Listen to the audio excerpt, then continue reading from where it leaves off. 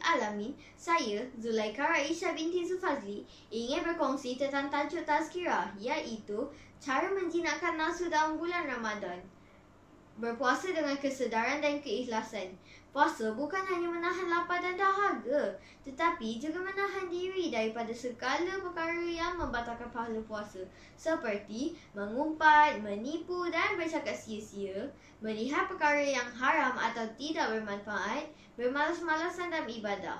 Rasulullah SAW telah bersabda, bukanlah puasa itu sekadar menahan makan dan minum, tetapi juga menahan diri daripada perkataan dan perbuatan keji. Hadis riwayat Ibnu Majah. Itu sahaja perkongsian saya pada hari ini.